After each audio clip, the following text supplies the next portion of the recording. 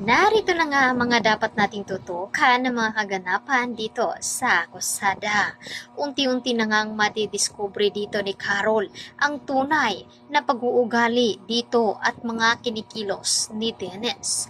Habang nagiging critical naman ang buhay dito ni Wilfred dahil nga ay natuklasan na nga dito ni Wilfred na si Dennis na nga mismo ang pumaslang nga dito sa kanyang asawa.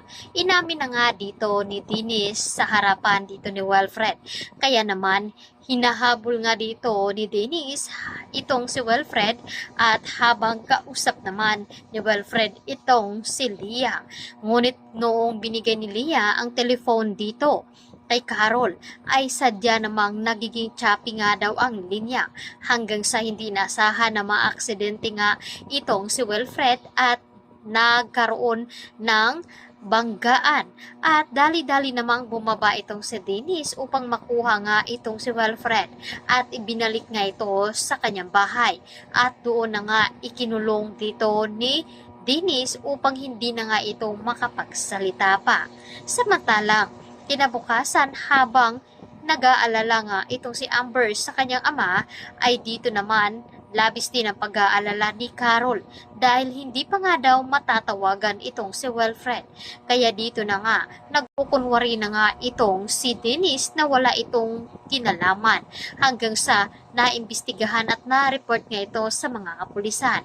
Nagtatanong nga ang kapulisan kung sino nga daw ang huling kausap dito ni Wilfred. Kaya napatingin na lamang itong si Carol dito kay Dennis dahil bago nga mawala itong si Wilfred ay nagkaroon nga ng pagtatalo itong si Dennis at Wilfred. Kaya dito na nga ba kikilos itong si Dennis upang hindi nga daw makapagsumbong itong si Wilfred. Kaya naman itong si Harrison ay tinitingnan nga nila ni Dennis ang kuha ng CCTV footage na pumasok nga daw doon itong si Wilfred sa mansyon at dito na nga nakumpirma ang ginawa nga at mga ebidensya na itinago nga dito ni Dennis sa stock room kung saan ay nandoon din ang cellphone dito ni Carol.